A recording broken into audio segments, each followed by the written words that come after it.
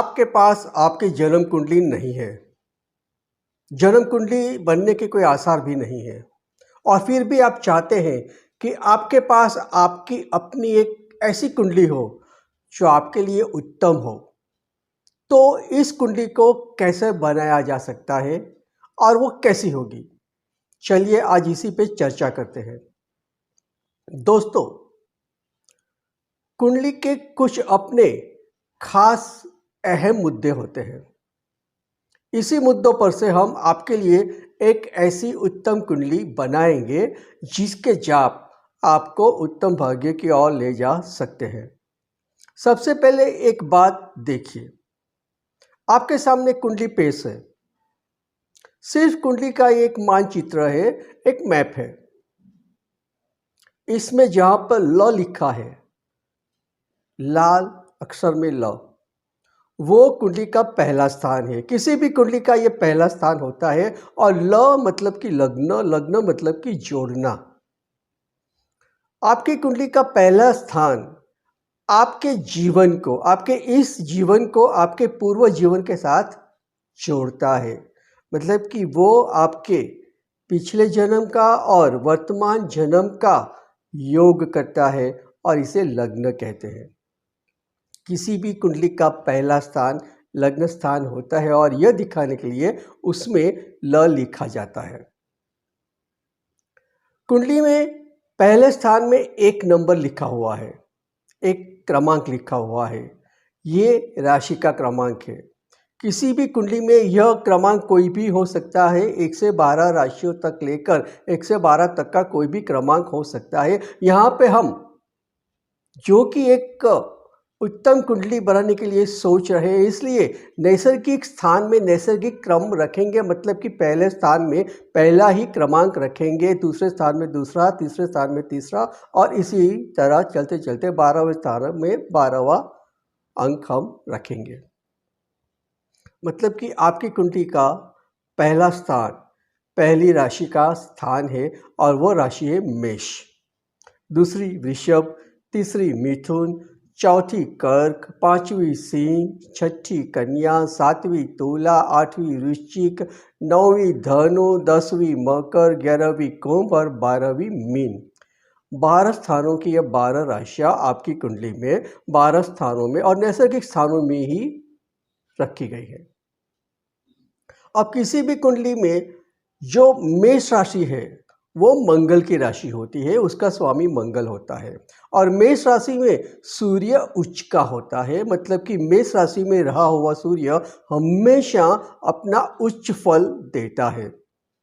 आपकी कुंडली के पहले स्थान में मेष राशि है और ये स्थान आपकी आत्मा का, आपके व्यक्तित्व का है। आपकी आत्मा उच्चतम हो, आपका व्यक्तित्व उच्चतम हो, यह सोचकर हम मेष राशि में सूर्य को रखते हैं। मतलब कि आपकी आत्मा, आत्मा का कारक ग्रह है सूर्य, वो पहले स्थान में है, जिससे आपकी आत्मा को एक उच्चतम बल मिले और आपके व्यक्तित्व को भी एक उच्चतम बल मिले। दूसरा स्थान इसकी राशि है वृषभ। वृषभ राशि शुक्र की राशि है क्योंकि इसका स्वामी शुक्र है। दूसरा स्थान धन संपत्ति का है। आपका बैंक बैलेंस कितना होगा यह दूसरे स्थान से देखा जाता है। किसी भी कुंडली में बुध और शुक्र ये दोनों ग्रह ऐसे हैं जो संपत्ति से जुड़े हुए हैं, जो समृद्धि से जुड़े हुए हैं। आपका बैंक बैलेंस आपके बुध और शुक्र के मुताबिक होता है और इसलिए हमने दूसरे स्थान में बुध और शुक्र को रखा है। शुक्र वृषभ राशि में, मतलब कि अपनी ही राशि में है क्योंकि वृषभ राशि का स्वामी शुक्र है। उसके साथ बुध, दोनों सबसे अच्छे मित्र है, दोनों संपत्ति के ग्रह है। बुध वाणी कौशल्य का ग्रह है। दूसरे स्थान में रहकर वो आपको अच्छा वाणी कौशल्य देता है। शुक्र सौंदर्य का ग्रह है और दूसरा स्थान आपके सौंदर्य से भी जुड़ा हुआ है। मतलब कि दूसरे स्थान में स्वग्रही शुक्र रहकर वो आपको एक अच्छा सौंदर्य देता है। मतलब कि दूसरे स्थान में बुध और शुक्र आपको अच्छा सौंदर्य, अच्छी समृद्धि, अच्छी वाणी, ये तीनों देंगे। तीसरा स्थान है पराक्रम का स्थान। इसमें राशि है मिथुन और मिथुन राशि का स्वामी है बुध, जो कि धन स्थान में है। मिथुन राशि में हमने राहु को रखा है, क्योंकि राहु मिथुन राशि में उच्च का होता है। मिथुन राशि तीसरे स्थान में है, बुध की राशि है, जो कि बुद्धि कौशल्य की भी राशि है। बुद्धि कौशल्य और राहु, ये दोनों जब साथ साथ मिलते हैं तब कुछ नया करते हैं, क्योंकि राहु में कुछ नया करने की, परंपराओं को तोड़ने की एक बहुत बड़ी जिद होती है। जिद कहता हूं मैं, ये स्वभाव नहीं है, जिद है। राहु में कुछ न कुछ नया करने की, परंपराओं को तोड़ने की जिद होती है। उसके साथ बुध का बल, बुद्धि कौशल्य, वाणी कौशल्य भी है। मतलब कि आपके पराक्रम को वो आपकी बुद्धि का भी बल देता है और साथ साथ आपकी वाणी का भी बल देता है। चौथे स्थान में चौथी राशि यानी कि कर्क राशि है, और कर्क राशि चंद्र की राशि है और चंद्र मन का ग्रह है और चौथा स्थान भी मन का ग्रह है, और इसलिए हम चौथे स्थान में चंद्र को रखते हैं। पांचवा स्थान आपके पूर्व भवों के पुण्य का है। आपकी आत्मा कौन से पुण्य साथ लेकर इस भव में आई है, वो पांचवें स्थान से देखा जाता है। आत्मा की बात है, आत्मा का ग्रह सूर्य है और सूर्य प्रथम स्थान में है। पांचवा स्थान ज्ञान का स्थान भी है, और ज्ञान के साथ गुरु, सूर्य, ये दोनों अच्छी तरह से जुड़े हुए हैं, और सूर्य हमने पहले स्थान में रखा हुआ ही है। गुरु को हम 9वें स्थान में रखेंगे, ये हम बाद में देखेंगे। छठा स्थान रोग और शत्रु का है, और ज्योतिष शास्त्र में इसे अशुभ स्थान माना गया है। हमने इसमें कहीं भी कोई भी ग्रह नहीं रखा है, लेकिन देखिए छठा स्थान, उसकी राशि कन्या का स्वामी और कन्या का उच्च का ग्रह दोनों बुध ही है, और बुध धन स्थान में दूसरे स्थान में बैठा हुआ है। हमने उसे सही स्थान में रखा हुआ है। सातवां स्थान आपके जीवन साथी का स्थान है। साथ ही आपकी सार्वजनिक लोकप्रियता कैसी है वो भी इसी से पता चलता है, और साथ ही आपके सामने वाले का व्यक्तित्व कैसा होगा ये भी 7वें स्थान से देखा जाता है। यहाँ पर 7वें स्थान में तुला राशि है, ये भी शुक्र की ही राशि है, वृषभ राशि की तरह, और इस राशि में शनि उच्च का होता है, इसलिए हमने इस स्थान में शनि को रखा है। शनि सार्वजनिक लोकप्रियता देता है।